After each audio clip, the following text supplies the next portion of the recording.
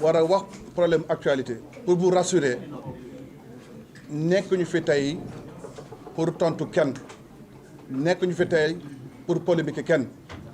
dafa fekk nag dans la communication politique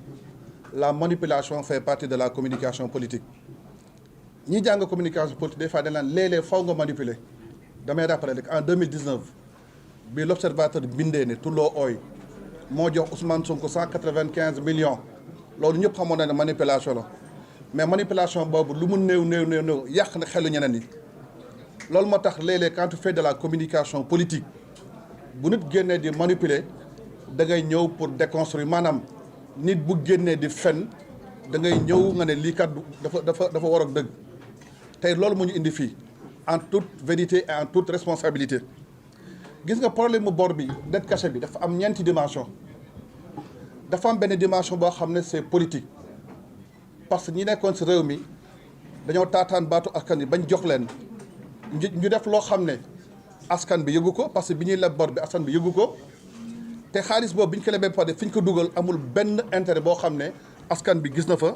boppam. problème bor bi aussi am une dimension budgétaire une dimension financière parce que nag dañuy wax xaalis su ñu waxee xaalis dugal gafa état mooy budget problème bor boobu aussi am une dimension juridique dinaa si ñëw léegi pour lan mu am dimension juridique donc tey jii benn waay mu ngi def bataille d'opinion mobiliser avocat mobiliser militant mobiliser certaines presse pour def bataille d'opinion ñu ñëpp xam ne ne bataille d'opinion boobu li ko tax a jóg mooy la manipulation mais benn question laay posé sénégalais lu xew dama bëgg sénégalais bu nekk nga posé benn question rek lan mooy xew lu fi jar daw ba ay avocat ñëw di def lu xew li xew lend la pour sénégalais xam ko da nga ubbi rapport de la cour des comptes à la page 5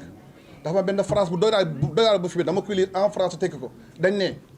les faits relatés dans ce présent rapport représentant de faute de gestion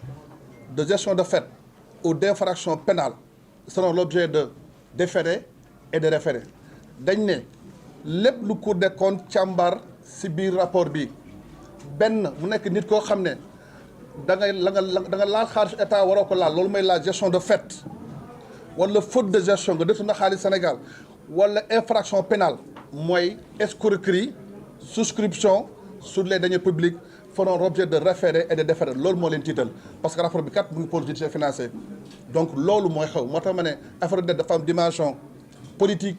am dimension juridique am dimension financière am dimension économique man nag sama intervention trois pàcc laa koy indil damay jël Sénégalais bi gën a sori ne ko dette cachée kan lañ nëbb dette bi ak nan lañ ko nëbbee foofu laa njëkk wax ba mu leer nañ su ma ñëwee ñaareel fu ma nekk nan lañ ko nëbbee ak ñaata la naa ko génne benn par benn ba mu mat 4850 milliards ñetteel bi maintenant ñu déconstruire bis njëkk mooy dette cachée dañ ko nëbb askan bi su ne la dette est cachée dette bi dañ ko nëbb askan bi parce que état bu lebee xaalis askan bee fay souvent sax on dit en finance que une dette c'est un impôt décalé parce que da ngay leb xaalis dem si gafak nit ñi jël impôt fayaat ko léegi foofu nan lañ nëbbee bor bi askan bi c'est très simple ñoom Bara Ndiaye ñoo teewal askan bi ca assemblée mooy député yi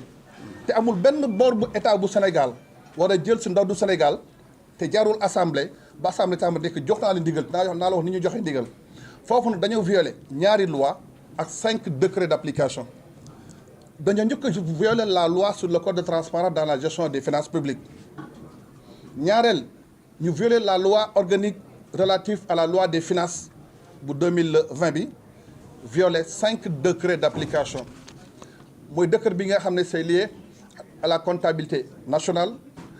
décret bi nga xam ne c'est lié au tableau des opérations financières de l'État décret bi nga xam ne c'est lié à la gestion budgétaire de l'État décret bi nga xam ne c'est lié à la nomenclature budgétaire de l'État ak décret bi nga xam ne c'est lié à la comptabilité de l'État mu ñëw su loi bi ñoom Bara Ndiaye voté ne article 27 dafa ne les emprunts à court, moyen et long terme sont autorisés par l'Assemblée nationale. Article 27 damay joxe aussi ay article pour fépp waaye nekk Sénégal ubbi la loi xool ko article 27 les emprunts mooy état buy leb assemblée mooy koy autorisé déggoon naa nag kulu naa yi naan cour suprême mooy autorisé non l'article 4 de la loi organique sur la cour suprême n'autorise pas dañ ne le gouvernement bu ko neexee à titre consultatif mu laaj leen mais l'autorisation assemblée rek moo koy joxe article 27 de la loi organique relative à la loi des finances maintenant puisque loi boo ko defee daa am dëkk yu koy gunge moom dëkk ba règlement général sur la comptabilité publique mu am section 5 am article 133 mu gën ko leeral mu ne aucune dette de l'État ne peut être contractée qu'en vertu de la loi des finances maanaam état mënu fi jël benn bor tant que loi des finances autorisé ko mu gën a leeral ne état fi lay jëlee xaalis mu leb si banque bi mooy emprunt mu souscrire mooy li def ni def appel public à l'épargne ku am 100 francs dugal ku am 200 dugal mu engagé wu auprès de quelqu'un mu convertir loolu article 133 règlement général de la comptabilité publique moo ko bind te loolu pour lan mu war a leer gis nga assemblée bu la koy autorisé da koy bind soo jëlee LFI bi ñu waaj a càmbar ni nga dem à la page 47 dañ ne pour l'année 2016 le ministre des Finances est autorisé à emprunter à recevoir des dons à lever des ressources de trésorerie au nom de l'État du Sénégal pour un montant de 6 266 milliards maanaam 6 075 milliards yi mooy pour le besoin de trésorerie 159 milliards yi mooy don même bu ñu lay may sax pour nga akatuñ may faw assemblée autorisée la loolu dañ koy bind dans la loi des finances maintenant yaa xayti yow boo demee nga violé bi ngay dem assemblée jox la ndigal nga dem informé woo assemblée la dette a été cachée lii mooy dette cachée da nga laxatu leb boo xam ne askan bi yëgu ko parce que assemblée voté wu ko nga jël xaalis fi nga ko dugal kenn yëgu ko ba état de fi pexam bi gis ko naa leen wax yëg ko loolu mooy le premier point voilà une dette est cachée lorsqu'on viole l'article 27 de la loi des finances et l'article 133 du règlement général de la comptabilité publique loolu mooy point bi njëkk bi ñaareel point bi mooy naka la ñuy caché dette nee naa leen léegi assemblée dafa ne jox naa ndigal ministre bi bu dem emprunter wuti xaalis mu nekk maintenant mu nga ut xaalis sur le plan national et sur le plan international léegi état ni muy wutee xaalis juróom benn la dama koy leeral ba pare moo xam ne fa la jaar pour luubal xaalis askan bi bu dee bitim réew dañ ne dette bilatérale dette multilatérale eurobond dette bilatérale mooy bor bu dox diggante dëkk ak dëkk Sénégal dem si waa Chine ne ko man kat soxla naa nga lebal ma xaalis temps loo may la dette bilatérale dëkk mooy lebal moroomu dëkkam bu dee la dette multilatérale dafa am organisme international yoo xam ne comme FMI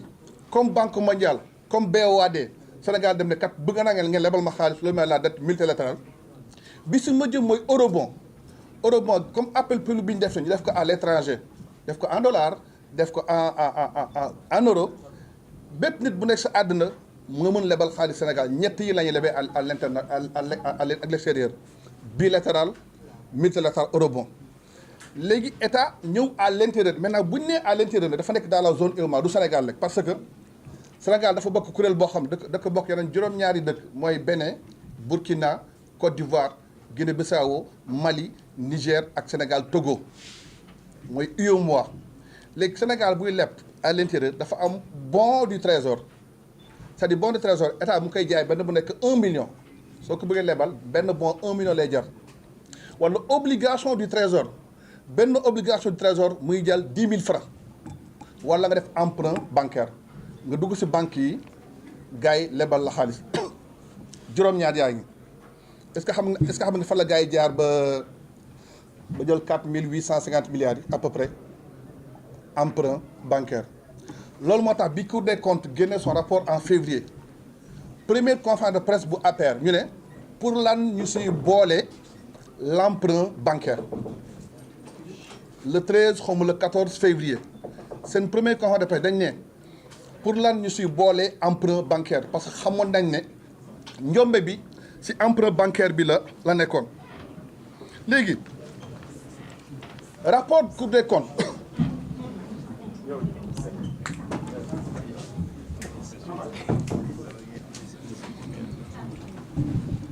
ma joxaat page toujours ma joxe page nee naa leen léegi si juróom-ñaar yi fii gars yi jaar mooy emprunt bancaire rapport Cour des comptes à la page 31 37 du moins ubbi leen ko yor rapport yi kon à la page 37 mu ne xaalis yu bëri dañ ko àbb si banques yi te àbb boobu dama ko lire en France traduire ko pour ñu bañ a trahir ñu ne nii dans les lois des finances mooy nekkul si LFI bi nekkul si LFR nekkul loi de rectificative nii dans les écritures de la gestion de la dette publique ñu ne si banques yi leb nañ xaalis boo xam ne assemblée yëgul assemblée dafa am LFI am LFR am loi de règlement ñu dem ubbi carnet bi bulletin de la dette publique fekk ñu ko fa montant boobu lañ fekk Cour des comptes nag maintenant moo def ay pexeem te pexeem ni la ko def dafa dem da ko reconstituer à partir des tables d'amortissement dem si banques yi laaj leen léegi montant boobu lay wax tey montant boobu c'est 4 850 milliards bi muy génn daaw équivalent franc CFA ak euro c'était à peu près 600 boo ko divisé mu nekk 7 milliards de dollars moo xam leen tey nii lañ ko luubalee dañ dem si banques yi def des crédits directs pour 4065 milliards c'est-à-dire dafa nekk lettre de confort ak attestation d'ouverture bancaire